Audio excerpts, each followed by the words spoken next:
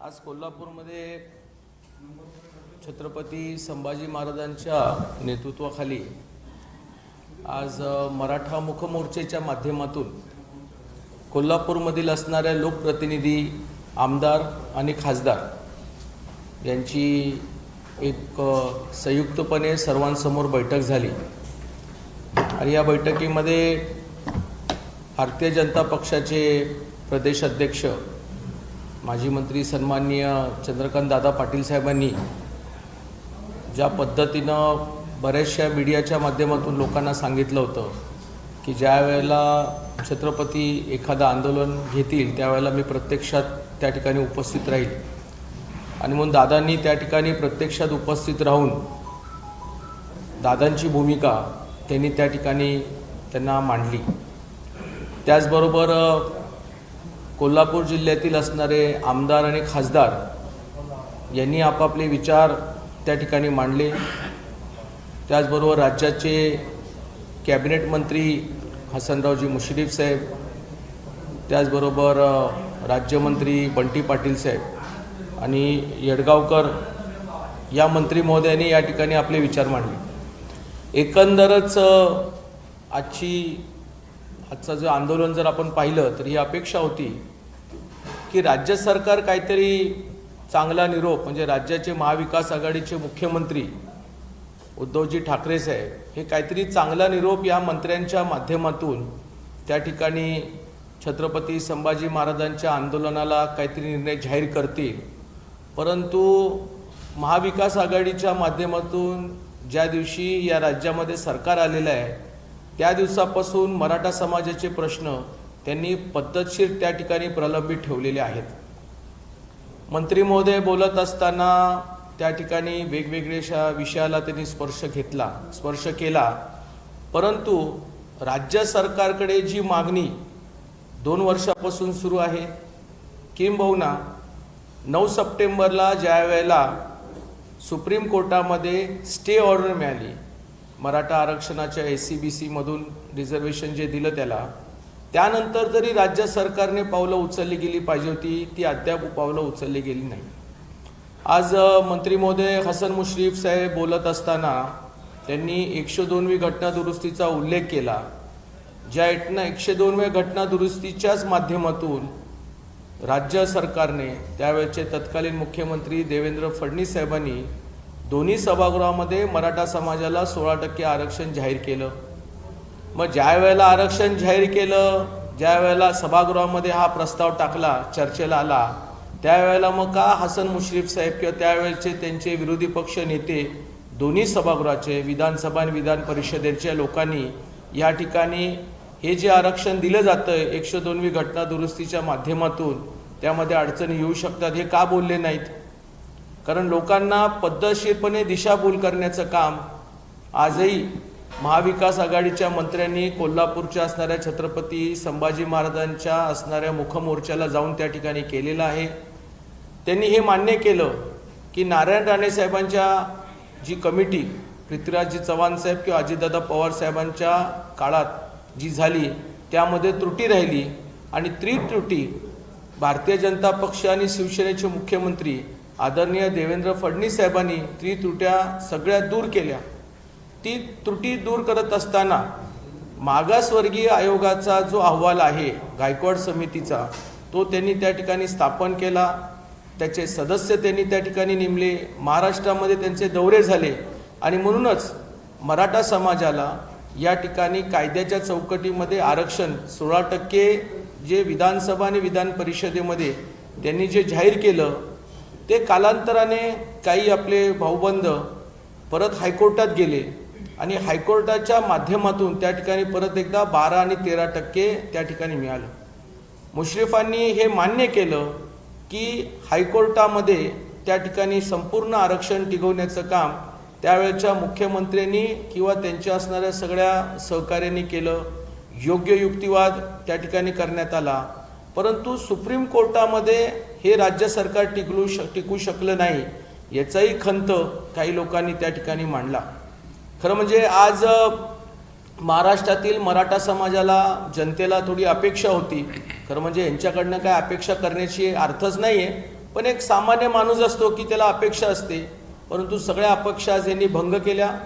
पहिला मुद्दा, जे तरुण आणि तरुणी MPSCच्या परीक्षेचे मध्ये पास झाले, ज्यांना कोविडच्या कालखंडामध्ये त्यांना कामावर जाण्यासंदर्भामध्ये पत्र दिलं गेलं नव्हतं, कालांतराने सुप्रीम कोर्टाच्या निर्णयाच्या नंतर तर अधिकृतपणे स्थगिती दिली, तर त्या असणाऱ्या तरुण आणि तरुणींना हे कधी कामावर जाण्यासंदर्भामध्ये त्या ठिकाणी पत्र देणार याच्याबद्दलचा आज खुलासा झाला नाही.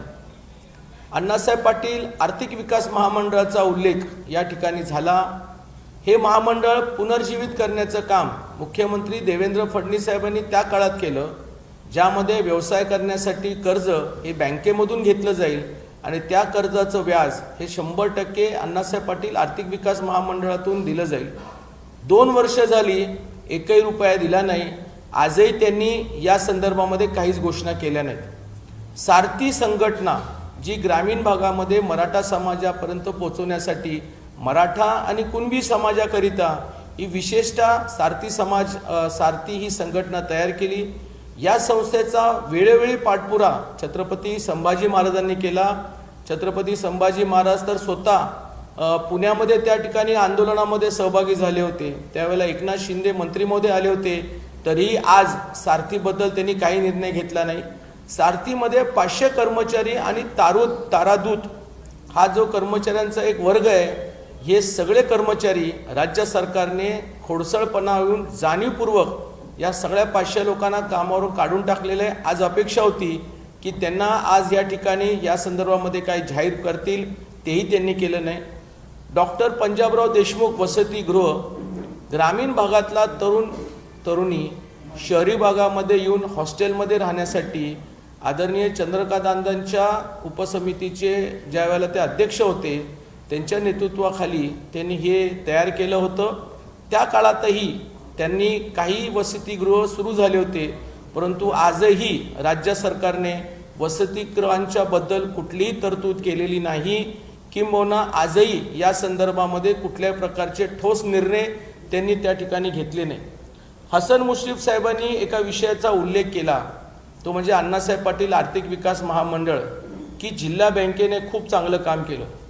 खरं म्हणजे मी महामंडळावरती संचालक असताना, चेअरमन असताना त्यावेळेला वारंवार मी या योजनेबद्दल मी सांगत होतो, परंतु त्यावेळेला सरकार हे भारतीय जनता पक्ष आणि सेनेचं होतं आणि म्हणून माझी नेमणूक ही आदरणीय देवेंद्र फडणवीस साहेबांच्या झाल्यामुळे त्यांनी या स्कीमला जास्त महत्त्व दिलं नाही.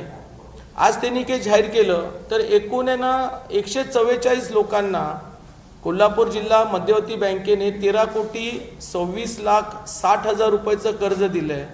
तर त्याच जिल्ह्यामध्ये समरजित घाडगे म्हणून एक चांगले युवक कार्यकर्ते त्या ठिकाणी आहेत.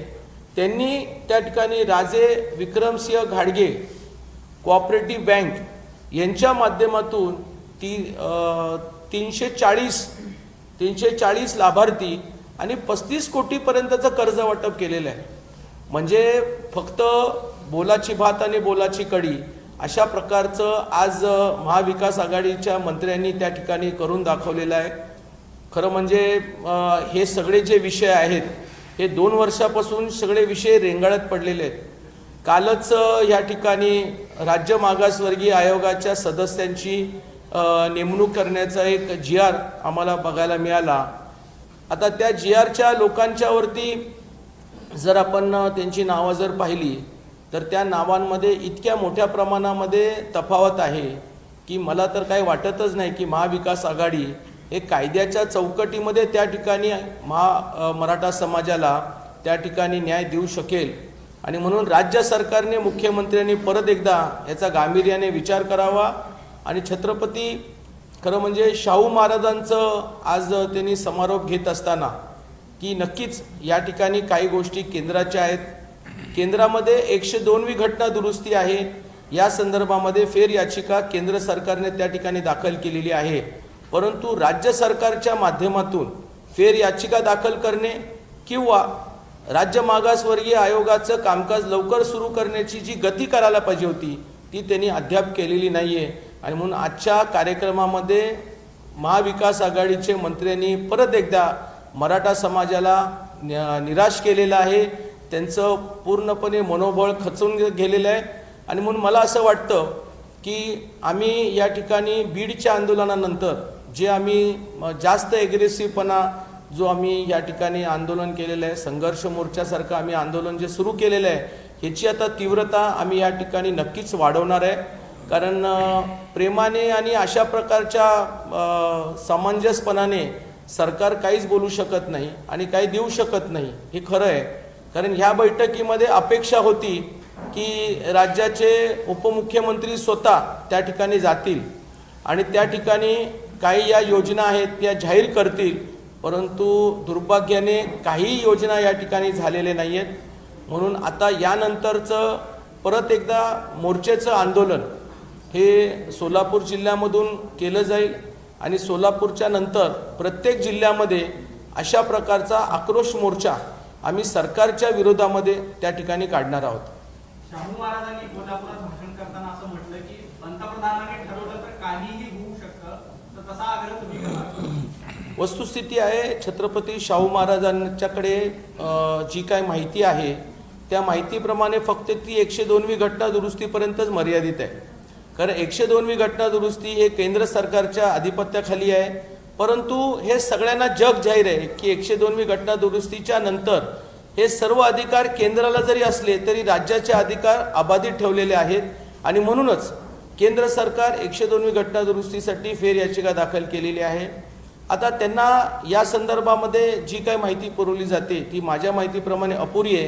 कारण जोपर्यंत राज्य मागासवर्गीय आयोग परत एकदा मराठा समाज आर्थिक दृष्टिकोनातून दुर्बळ आहे हे सिद्ध केलं जात नाही, तोपर्यंत केंद्राचं किंवा पंतप्रधानांचं यांच्यामध्ये काही हस्तक्षेप या ठिकाणी येणार नाही. खुद्द छत्रपती संभाजी महाराजांनी हे बोलून दाखवलेलं आहे. आणि जी भोसले कमिटी राज्य सरकारने सुप्रीम कोर्टामध्ये आरक्षण फेटाळल्यानंतर जी समिती तयार केलेली आहे त्या समितीच्या अहवालामध्ये याचा व्यवस्थितपणे उल्लेख केलेला आहे.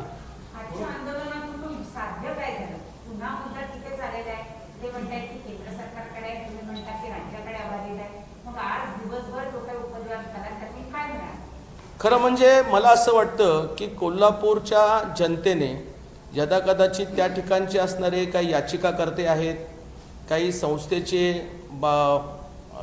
त्या ठिकाणी लढणारे कार्यकर्ते आहेत, त्यांचं आणि जर लोकप्रतिनिधींचं जर समोरासमोर जर त्या ठिकाणी चर्चा झाली असती ना तर दूध का दूध आणि पाणी का पाणी झालं असतं.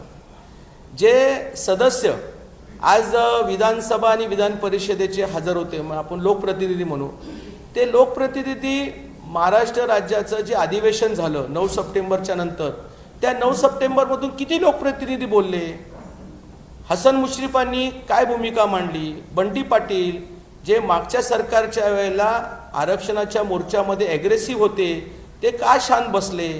आणि म्हणूनच मी बऱ्याचशा वेळेला बोलतो की ज्या प्रमाणामध्ये इतर समाजाचे मंत्री आपल्या समाजाचं आरक्षण अबाधित ठेवण्यासाठी संघटित होतात, तसंच मराठा समाजाचे असणारे मंत्री का एकत्र होत नाही? आता सभागृहाची मध्ये तुम्ही बोलत नाही आणि तुम्ही ह्या अधिवेशनाला बोलणार, मग मागच्या अधिवेशनाला का नाही बोलला?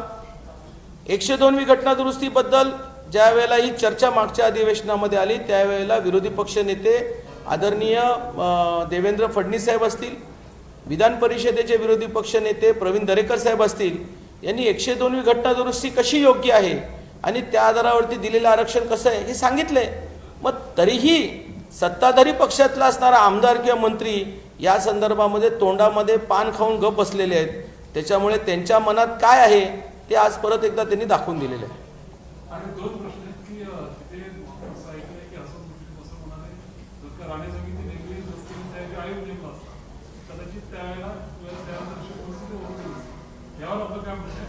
आणि आता जे काही दिवसभर आंदोलन झाले, एवढे लोक हजर असतात, लोकप्रतिनिधी हजर म्हणणं मांडताय, आता पुढे काय केलं पाहिजे की आता तुमचं या संदर्भात काय?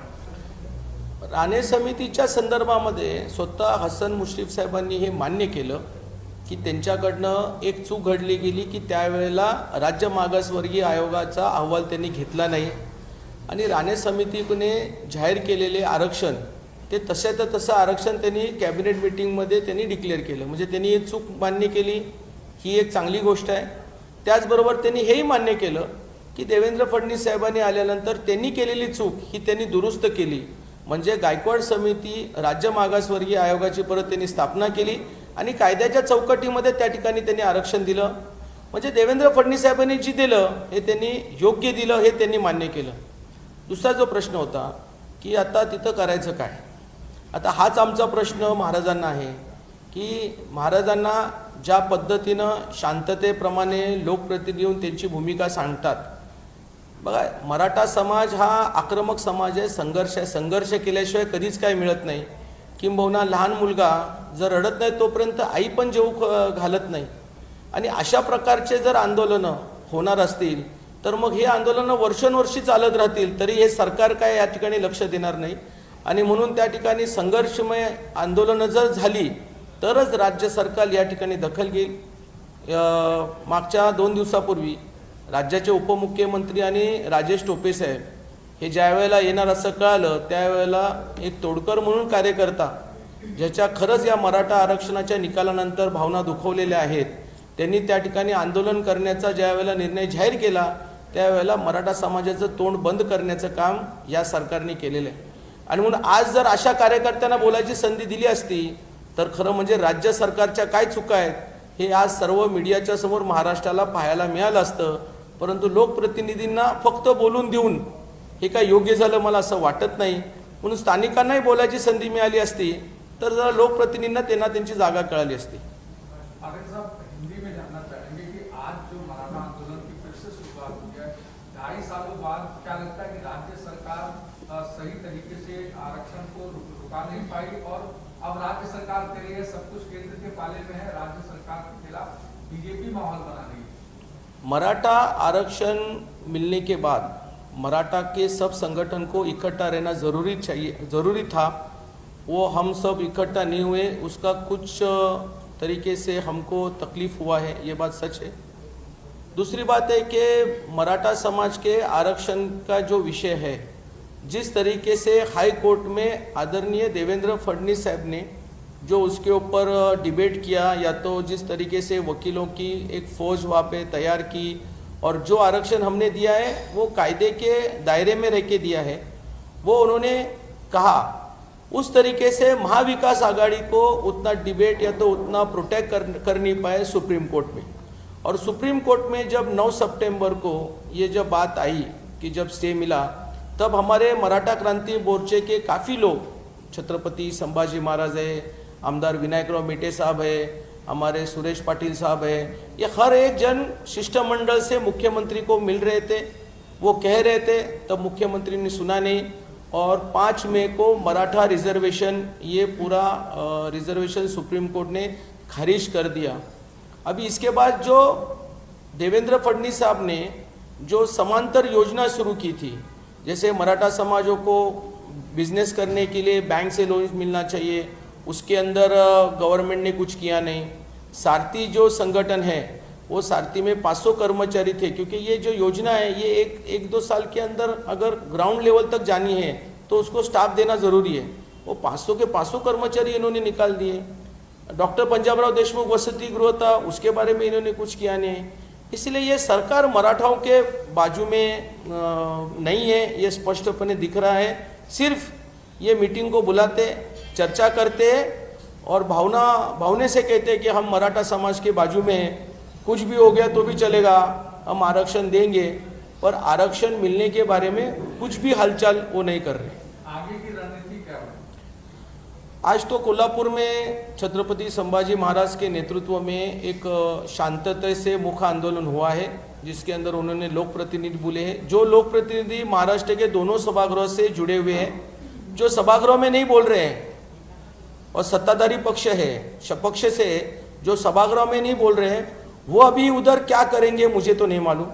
दूसरा बात है कि और एक मूवमेंट महाराष्ट्र में जो बड़े पैमाने पे चल रही है, जिसको हम लोग एग्रेसिव मूवमेंट कह रहे हैं. जैसे हम लोग ने भीड़ में मोर्चा निकाला, अब जल्द से जल्द हम लोग सोलापुर में निकाल रहे हैं. सोलापुर के बाद और भी जिलाओं में, सातारा है, और भी जिलाओं में इस तरीके से मोर्चा निकलेगा, जिस मोर्चे से माध्यम से लोगों को जो सरकार ने न्याय दिया उनके बारे में बताया जाएगा और जे सरकार के वजह से हमारा आरक्षण गया उनको भी बारे में बताया जाएगा. और जैसे 58 मोर्चे 58 मोर्चे महाराष्ट्र में निकले, फिर एक बार ये सब मोर्चे वापस निकलने के बाद महाराष्ट्र में एक बड़ा मोर्चा फिर से निकलेगा, पर वो मोर्चा बहुत ही शक्तिशाली होगा और सरकार को, मराठा समाज को जब तक कुछ देते नहीं तब तक वो पीछे हटेंगे नहीं. राज्य सरकारकडनं मराठा उपसमितीच्या अध्यक्ष अशोक चव्हाण यांची नियुक्ती केली. कुठेतरी पहिल्यापासून त्यांच्या कार्यपद्धतीवर अनेक सवाल उठवले.